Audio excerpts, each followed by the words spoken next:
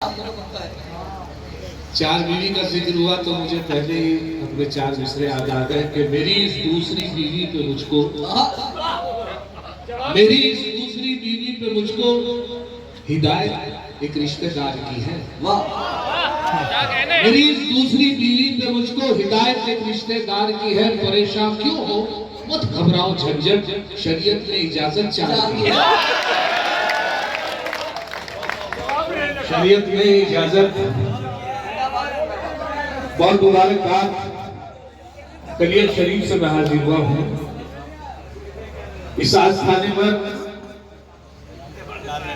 हजरत मुराद अली गाजी रहमतुल्लाह अलैह की इस दरगाह पर मेरी दूसरी हाजिरी और उसका सारा सेवा बनता है योगेंद्र गुप्ता साहब, डॉक्टर मुशर्रफ साहब। मैं शुक्रगुजार हूँ। बहरहाल सभी शायरों ने यह जिक्र किया कि दो हस्ती यहाँ पर एक साथ देख के ये जमनी तहजीब, और वाकई हकीकत है मुरादनगर जैसी जगह पे मुझे बार बार जब आपकी मोहब्बतें हौसला अफजाई होती है मेरी तो मेरे काम आती है।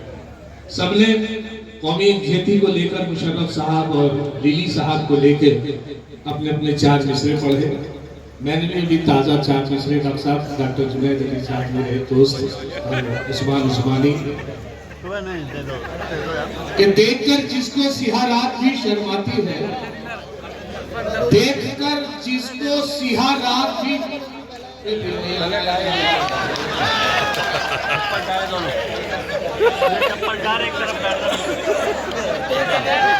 यहाँ पे लीली भाई भी, लेकिन माशाल्लाह वो भी जबरदस्त साथ आए हुए हैं कि तू दंगा करिए मैं समझाऊंगा। तो फिर आ गया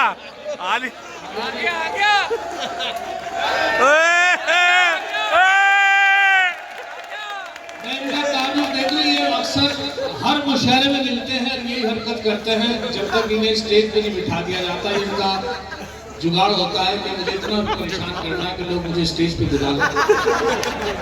तो अब कामयाब हो गया। मेहरबानी करके तशरीफ। मैंने अर्ज किया है कि कौमी खेती को लेकर चार मिसरे सुने मेरे भी कि देखकर जिसको सिहा रात भी शर्माती है, छोकरी है वो जमा साल मेरे माली की। देखकर जिसको सिहा रात भी शर्माती है, छोकरी है वो जमा साल मेरे माली की। और वो सिहा फाम अंधेरे में जो आ जाए नजर, मैं मुसलमान भी क्या उठता हूँ मैं मुसलमान भी क्या उठता हूँ जय काली की। मैं हाजिर हुआ और मेरा सफर इस तरीके से रहा कि मैं बस से हाजिर हुआ हूँ।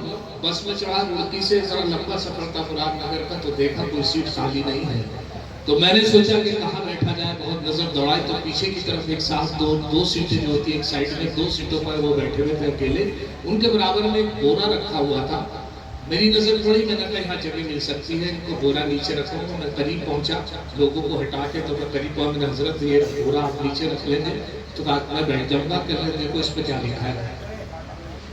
खिड़की के ऊपर उन्होंने इशारा किया, जहाँ बैठे हुए थे तो उसमें लिखा था विकलांग सीट। मैंने कहा इसके ऊपर तो विकलांग सीट लिखा है, कहाँ इस बोरे में लग रहा है।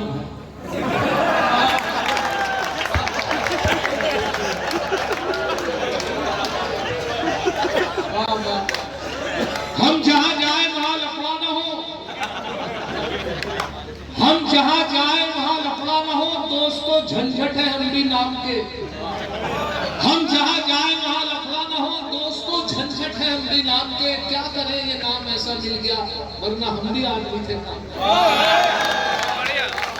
क्या करें ये नाम ऐसा मिल गया, वरना हम भी आदमी थे काम के। और एक लफड़ा ये कि मेरठ में रुका, वहां पर पता चला मेरे एक बहुत अजीज शायर है, उनका अपेंडिक्स का दर्द हो रहा था, उनका ऑपरेशन था। मुझे पता चला तो मैंने कहा चलो मिजाज कुर्सी करता चलूं।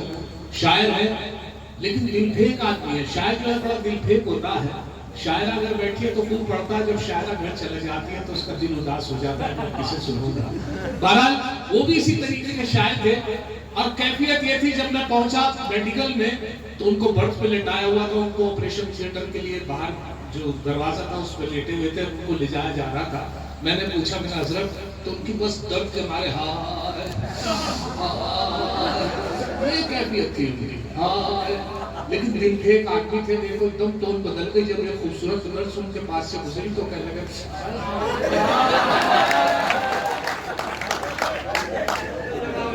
मैंने उनसे कहा ना महरमों पे लिख दी मोहब्बत की डायरी, ना महरमों पे लिख दी मोहब्बत की डायरी, देखी पराई लड़की कहे उस पे हायरी, और बीवी जो है हलाल तो है उसमें चुटकुले, माशूका हराम मगर उस पर शायरी। ना महरमों पे लिखती मोहब्बत की डायरी, देखी पराई लड़की कहे उस पे हायरी, और बीवी जो है हलाल तो है उस पे चुटकुले, और माशूका हराम मगर उस पर शायरी। आजकल नौजवान देख रहे हैं, आए हाय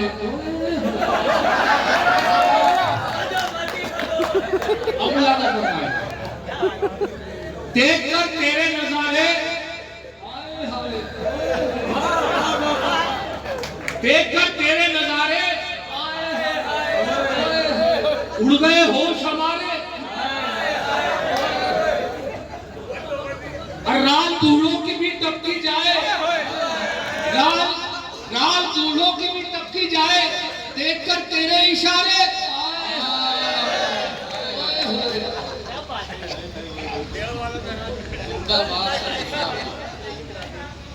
असुर शेर के सैर कर ली है कई देशों की, सैर कर ली है कई देशों की, तूने मेकअप के सहारे,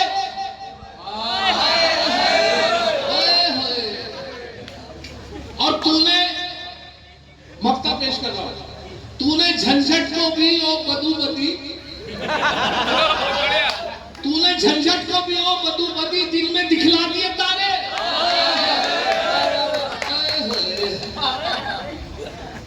अच्छा ये होता है अक्सर मुशायरों के हवाले से कि जब मैं पढ़ता हूँ तो उसमें बहुत लोग एंजॉय करते हैं, लेकिन मैं एक मुशायरे में जब पढ़ा था तो हालत ये हुई कि साहब मैं मुशायरे के हवाले से जा ही रहा था, तो उस शहर में मुरादनगर में मैं जब हाजिर हुआ तो मेरी थोड़ा सा शेडिंग बढ़ गई थी। मैंने सोचा मुरादनगर के लोग इतने जेंटिल हैं कि यहाँ का नाई जो है वो इतना तेज है दिमाग का। मुझे पहली बार पता चला कि मैं बराबर में 2 सीट थी उस नाई की दुकान पे, मैं एक सीट पे बैठ गया, दूसरे पे वो काम कर रहा था, तो एक बुजुर्गवार को बिठा रखा था जिनके मुंह में दांत भी नहीं थे। तो अक्सर जब दांत नहीं होते शेविंग करते नाई को बड़ी तकलीफ होती है, कभी जबान लगा देता है, कोई ऐसा कर लो, लेकिन उसका कमाल देखे मुरादनगर के नाई का। वो बुजुर्ग थे, यहाँ पे जब ब्लेड आने लगा कल्ला अंदर को था, तो उसने एक लकड़ी की गोली उठाई और उसने कहा हजरत इसे मुंह में डाल लीजिए, जब मैं इधर की शेविंग बनाऊं तो इधर कर लेना, और इधर की शेविंग करूं तो इधर कर लेना। वो बोले बड़े मियां कि अगर पेट में चली गई तो सुबह को दे डालते। वो एकदम गुस्से हुए, बदतमीज आदमी, ये क्या बात है? बोले नहीं सब दे जा।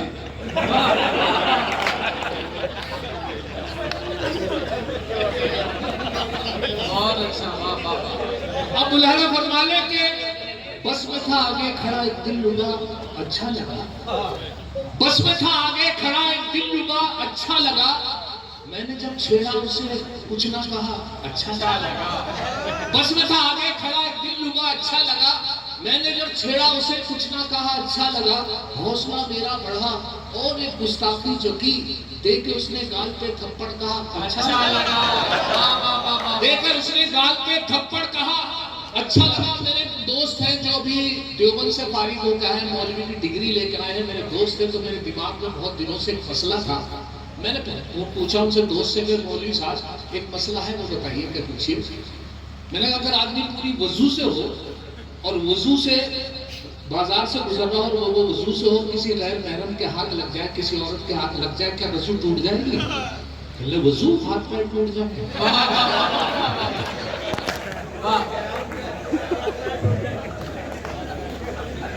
अब बुलाना फरमाने के दाढ़ी अगर नहीं है मुसलमान तो है वो, एक जमात आई हमारे यहाँ, मेरे याद आया, जमात जो आई तो अमीर जमात जो थे वो मस्जिद में जाके नमाज अदा की, और नमाज अदा करने के असर की जब नमाज आई तो उन्होंने ये अक्सर कह देते हैं, किसी को भी हुक्म दे देते हैं कि आपको नमाज के बाद कहना है कि सभी हजरात तशरीफ रखें, इंशाल्लाह नमाज के बाद दीन ईमान की बात होगी। ये अक्सर किसी को भी ड्यूटी दे देते हैं अमीर जमात, उनकी बात टालता नहीं है क्योंकि अमीर होते हैं वो जमात के। लेकिन उनसे गलती हुई कि छोटे बच्चे को उन्होंने जिम्मेदारी दे दी कि बेटे आपको कहना है कि जी, और बच्चा इतना ना समझता कि इतनी लंबी बात कैसे करता, वो तो सलाम भी चाहता, साथ इतने लोगों में खड़े होकर घबरा सा गया। कहले क्या कहना है? कहले बेटे ये कहना है सभी हजरात तशरीफ रखे, नमाज के बाद दीन ईमान की बात होगी। घबरा गया, फिर उसने कोशिश की, याद नहीं रहा क्या कहना है, फिर उन्होंने मेरे जमात से एक बार और बता दीजिए। अब क्यों उन्होंने डांट के कहा, कहले बेटे मैं ये कह रहा हूँ कि सभी हजरात तशरीफ रखे, इंशाल्लाह दीन ईमान की बात होगी, नमाज समझे नहीं? अब की तीसरी बार उसकी हिम्मत नहीं हुई और वो नमाज में यही याद करता रहा, नमाज भी नहीं पढ़ी उसने, रुकू में सजदे में सब यही याद करता रहा, सभी हजरात तशरीफ रखे। गरज ये कि कुछ याद हो गया, कुछ उसे याद नहीं रहा, तो उसने जो था एकदम जैसी नमाज मुकम्मल हुई एकदम खड़ा हुआ, तेजी से बोला कि सभी हजरात तशरीफ रखे, इंशाल्लाह नमाज के बाद इमाम साहब के बारे में बात करेंगे। अब इमाम साहब दाढ़ी अगर नहीं है मुसलमान तो है वो, दाढ़ी अगर नहीं है मुसलमान तो है वो, तबलीग के जलसों में भी जाता जरूर है। दाढ़ी अगर नहीं है मुसलमान तो है वो, तबलीग के जलसों में भी जाता जरूर है। पढ़ता नहीं नमाज कभी वो तो क्या हुआ, लेकिन जुमे के रोज नहाता जरूर, लेकिन जुमे के रोज नहाता जरूर है। अभी बकरीद गई, और बकरीद में अक्सर ये होता है कि साहब, अक्सर मैंने देखा है कि जब वहाँ पर हमारे बकरों की पीठ बढ़ती है, तो भी बकरीद में बिल्कुल ताज़ा प्रैक्टिकल लतीफ़ा ये हुआ कि साहब एक साथ जा रहे थे, पीठ की तरफ जहाँ पेंट बढ़ती है बकरों की, हमने सोचा इनसे यही बात कर लो। उनके हाथ में 2 बकरे थे, रस्सी बंधी हुई थी, एक में काला बकरा था, एक में सफेद था। हमने पूछा हजरत बेच रहे हो कि जी? मैंने कितने का है? कहले कौन सा, काला या सफेद? मैंने काला बताइए कि 32,000 का। मैंने सफेद, कहले 32,000 का। तो बड़ा ताज्जुब हुआ कि उन्होंने यूं पूछा काला सफेद दोनों एक रेट है, हमने नजरअंदाज किया। फिर हमने पूछा कितना गोश्त निकलेगा, कितना मीट निकलेगा? कि किसमें, काले में सफेद में? मैंने सफेद में, कहले 16 किलो गोश्त निकलेगा। मैंने काले में, कहले 16 किलो। अजीब सा लगा ये, तो मैंने उनसे पूछा, हजरत आप ये क्यों बार बार कहते हैं काला या सफेद? तो दरअसल भाई साहब काला बकरा मेरे चच्चा का। मैंने कहा सफेद के चच्चा का। तो ये चीजें जो है अक्सर लतीफों में मिलती रहती है, तो आप तक पहुंचाता रहता हूँ। अब मुलाजा फरमाए कि यहाँ से मैं 4 मिसरे और आपकी नजर कर रहा हूँ कि यकीन है मुझको वो मेरे होंगे, अभी मैं उनको पटा रहा हूँ। यकीन है मुझको वो मेरे होंगे, अभी मैं उनको पटा रहा हूँ। अभी तो खींची है कुछ लकीरें, अभी तो खाका बना रहा हूँ, अभी तो खाका बना रहा हूँ। और कटी पतंग की तरह ही एक दिन खुद गिरेंगे वो छत पे मेरी। नहीं किसी पे है काट जिसकी मैं ऐसा मांझा बना, नहीं किसी पे है काट, नहीं किसी पे है काट जिसकी, नहीं किसी पे है काट जिसकी मैं ऐसा मांझा बना रहा हूँ। और बकरीद की बात आई तो मैं अक्सर कर दूं कि नमाज का वक्त जो है इसलिए जल्दी रखा जाता है कि सब लोग बकरीद की कुर्बानी जल्दी कर ले। हमारे यहाँ 7 बजे का वक्त, लेकिन साहब जमात के साथ नमाज पढ़नी, चांद रात का वक्त, और उसके बाद देर से, फिर भी देर से आँख खुली, चांद रात की तो मैंने भाग के नमाज पकड़ी। अल्लाह बड़ी तेज भागा के साथ नमाज जमात के साथ मिल जाए। 7 बजे का वक्त है और बहुत कम वक्त है, तो साहब अल्लाह का शुक्र है फिर साहब पहली रकअत से पहले लेसन से नमाज मिल गई और मैंने जाके बिल्कुल पिछली सफ में मुझे जगह मिली। और उसके बाद कोई मुख्तदी को बिल्कुल उम्मीद थी मेरे बाद कोई नहीं आएगा। मैंने नियत बांध ली। 1 रकअत निकलने के बाद मैंने, मुझे पहली रकअत से भी अल्लाह का शुक्र, लेकिन 1 रकअत निकलने के बाद 2 लड़के भाग आया। मुझे एहसास हुआ कि 2 लड़के बड़ी तेजी से आए, मेरी बराबर में नियत बांध ली, हाथ में उनका सांस बोला हर साहब वो बड़ी मुश्किल से नियत बांधी। और नियत बांधने के बाद जब नमाज मुकम्मल हुई, रुकू हुआ, सजदा हुआ, कायम हुआ, उसके बाद फिर वो सलाम फेरा गया, एक तरफ सलाम फेरा, दूसरी सलाम फेरा, तो दोनों बात कर रहे थे। उनकी 1 रकअत निकल गई थी। उसके बाद जब उनकी बात सुन रहा था तो एक दूसरे से कह रहा था, देखा अगर वजू के चक्कर में रहते तो नमाज नहीं पढ़ते। तो ये अक्सर ये परेशानी भी आती है। अब यहाँ से एक मतलब अब 2-3 शेर के इजहार आरज़ू पे मैं पीटा गया अलग, इजहार आरज़ू पे मैं पीटा गया अलग, और बालों का मेरे सर से सफाया हुआ अलग। और मत पूछिए कि कैसी कयामत गुजर गई भाई जब उसका मुझको पकड़ ले गया। बहुत बढ़िया है, अलग अलग। मत पूछिए कि कैसी कयामत गुजर गई भाई जब उसका मुझको पकड़ ले गया अलग। और देखे अच्छा हो, एक और बात मेरी याद आई कि बकरीद का गोश्त जो है वो अक्सर इसलिए ज्यादा खाया जाता है रोटी से, तो उसको एक तरीका है खाने का कि कबाब के रूप में खाया जाता है, जैसे शामी कबाब, सीख के कबाब, तो उसमें ज्यादा आदमी खाने का है। हमने भी ये किया, हम 3-4 दोस्तों ने शामी कबाब बनवाए, एक कोल्ड ड्रिंक की बोतल ली, 2-3 रोटी ली, और कलियर शरीफ से आगे पथरी पावर हाउस है, वहाँ पिकनिक बतौर का सब लोग वही खाएंगे, नई जगह है, वहाँ पहुंचे। इत्तेफाक देखे कि थैले में से जब हमने निकाला तो कबाब भी निकल गया और रोटी भी, कोल्ड ड्रिंक नहीं निकली। क्या एकदम इत्तेफाक था कि भूल गए। तो हमने सोचा यार बराबर में कलियर शरीफ में यहीं से कोल्ड ड्रिंक, तो हमारे में छोटा बेटा जिसको हुक्म चल सकता था, हमने यार तुम जाओ तुम कोल्ड ड्रिंक ले आओ, और उसकी नीयत खराब थी, वो कह रहा तुम खा लोगे। हम हाथ भी नहीं लगाने के, आप ले आओ। खैर साहब वो बहुत मुश्किल से कहने को उठा, फिर जाने लगा भैया जब कहते हैं नहीं खाने के, जब तक कोई छेड़ने का भी नहीं कबाबों को, जब तक तुम आने के नहीं कोल्ड ड्रिंक लेके आप चले जाओ। बड़ा इसरार करने के बाद और वो खैर चला गया, और जो सिर्फ 15 मिनट का काम था आधा घंटा हो गया उसे कोल्ड ड्रिंक में हिलाया, 40 मिनट हो गए, 45 मिनट हो गए, पौन घंटा जब हो गया तो हमने सोचा वो अब नहीं आ पाएगा, तो घर चला गया या पकड़ा गया अपने घर वालों को लिए। तो हमने सोचा चलो हम खा ले। मैंने शामी कबाब की टिकिया उठाई और मुंह तक ही ले गया था, तो पेड़ के पीछे से निकला, ऐसे करोगे तो मैं जान।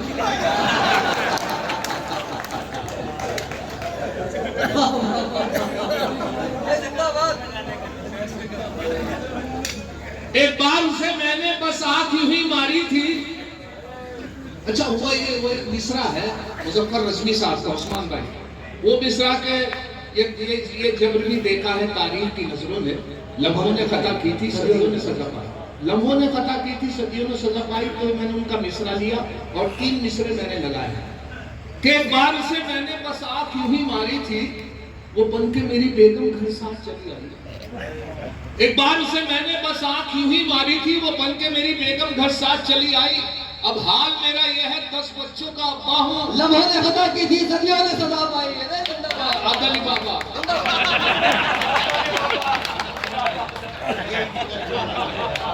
लम्हों ने खता की थी, लम्हों ने खता की थी, सदियों ने सजा पाई। अच्छा 10 बच्चों का अब्बा हूँ, तो 10 बच्चों में भी याद आया कि महाराज जो थे वो भिक्षा मांगने के लिए गली से गुजर रहे थे, उन्होंने दरवाजे को नॉक किया, एक मोहतरमा निकल कर आई कि बेटा कुछ भिक्षा। बोला महाराज मैं भिक्षा तो देती है दे दूंगी, लेकिन मेरी एक तमन्ना है, मेरे 5 साल शादी हो गई, औलाद नहीं हुई। उन्होंने कहा बहुत अच्छे वक्त में बताया, मैं बद्रीनाथ जा रहा हूँ, बद्रीनाथ में एक मंदिर है, उसमें उनका इसी तरीके का मंदिर है जिसके नाम का चिराग जलाया जाता है, उसके औलाद पैदा हो जाती है, मैं आपके नाम का कर लूँ। महाराज वो गए, उनके नाम का चिराग जलाया, 1 साल इस बात को गुजर गया, 2 साल गुजर गए, 10 साल बाद इत्तेफाक से 10 साल बाद फिर उनका गुजर हुआ उसी गली से। तुझे याद आया कि मैंने वादा किया था, उसका चिराग का क्या रिएक्शन हुआ। उन्होंने ये बात सोचते फिर वो दरवाजा नॉक किया, अंदर से कोई आवाज नहीं आई, तो दरवाजा जो धक्का दिया खुद खुल गया, तो 10 बच्चे खेल रहे थे। 10 साल में 10 बच्चे खेल रहे थे। उन्होंने देखा कोई बड़ा नहीं दिखाई दे रहा है, ना आदमी ना औरत, तो एक बड़ा समझदार बच्चा खेल रहा था, उसे बताया बेटे इधर आओ। बोले तुम्हारे पापा कहाँ गए? बोले चिराग बुझाने।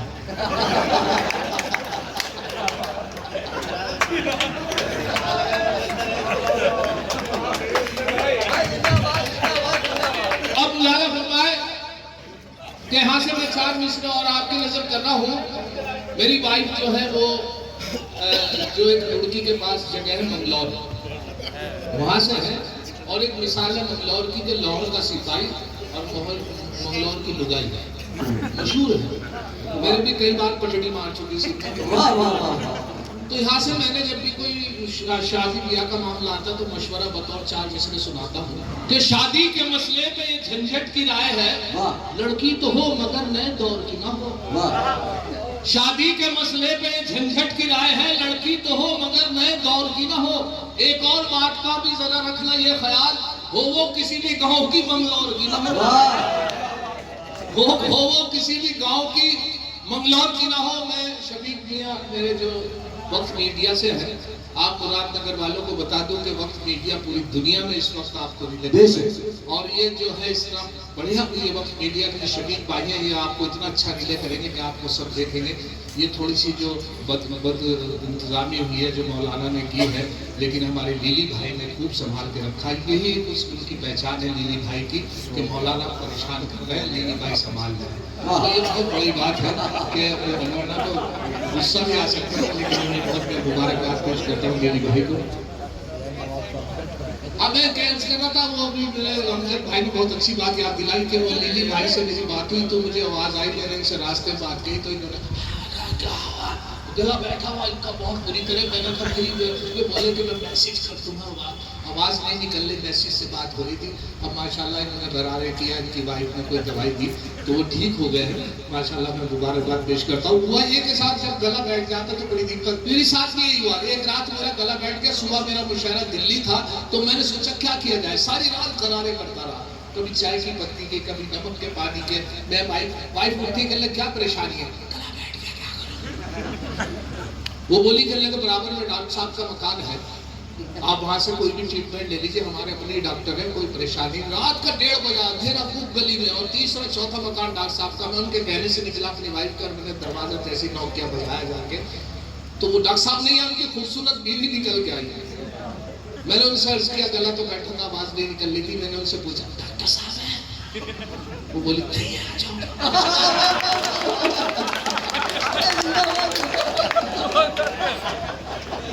अब आ भी जा, अब आ भी जा, न नखरे न झंझट दिखा मुझे। अब आ भी जा, न नखरे न झंझट दिखा मुझे, ठंडी हवा है आज ये मौसम की सर्द है। अब आ भी जा, न नखरे न झंझट दिखा मुझे, ठंडी हवा है आज ये मौसम भी सर्द है।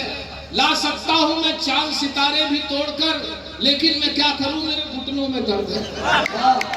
लेकिन मैं क्या करूं मेरे घुटनों में दर्द है। उसके बावजूद इलेक्ट्रॉनिक कंप्यूटर दौर मैंने अपनी वाइफ को रिझाने के लिए 4 मिसरे कहे, क्योंकि आजकल मोबाइल का जमाना, हर मोबाइल के हवाले से मैंने 4 मिसरे उन्हें सुनाए, मैं शायद खुश हो जाए।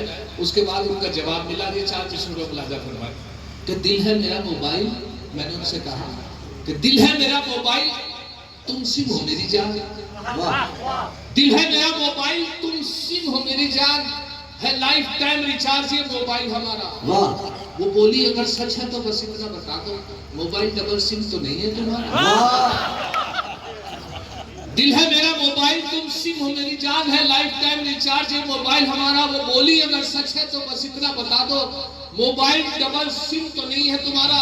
और ये लॉकडाउन जो गुजरा है उसमें हालत ये रही कि हमारे घर में, किसी के भी घर में कोई फंस गया, आके मेहमान फंस गया, निकला नहीं।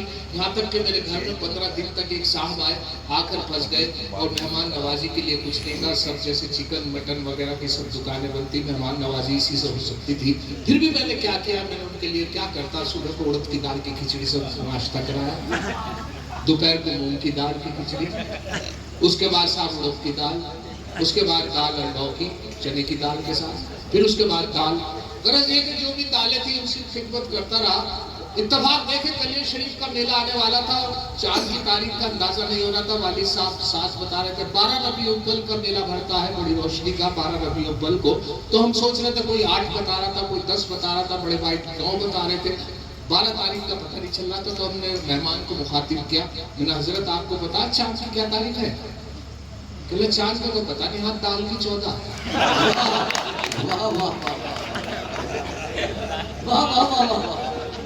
अब जब उन्होंने इस तरीके से एहसास दिलाया तो उनकी मेरी भाई बोली के तो बहुत बुरा हुआ, इन्हें दाल खाते खाते 14-15 दिन हो गए। तो मैंने कहा क्या किया जाए? कहले अंडा तो है, अंडा करी बनाओ। मैं वो भूख लगे तो जहन में से ही निकल गया था अंडा करी, हमें बाजार से आसानी से अंडा मिल सकता था। अंडा करी मैंने बहुत अच्छे तरीके से अंडा करी बनाई और उनके सामने पेश की। मैंने सोचा आज मेरी बड़ी तारीफ होगी, लेकिन मेरी बदकिस्मती, मेरी किस्मत खराब कि अंडे से या तो एलर्जी थी या डॉक्टर ने मना कर रखा था या एसिडिटी बनती थी। जो भी बात थी, उन्होंने जैसे अंडा करी सामने देखे उनके चेहरे के तासुरात बदल गए। तो यहाँ से 4 मिसरे मेरे पास हुए। उसी वक्त मुलाजा फरमाया कि अंडा करी को देखकर मेहमान ने ये कहा, अंडा करी को देखकर मेहमान ने ये कहा, माँ बाप से भी इनकी करा देते मुलाकात। अंडा करी को देखकर मेहमान ने ये कहा, माँ बाप से भी इनकी करा देते मुलाकात। झंझट ये बोले, इनके तो माँ बाप नहीं है, फिलहाल इन यतीम के ही सर पे रख दो।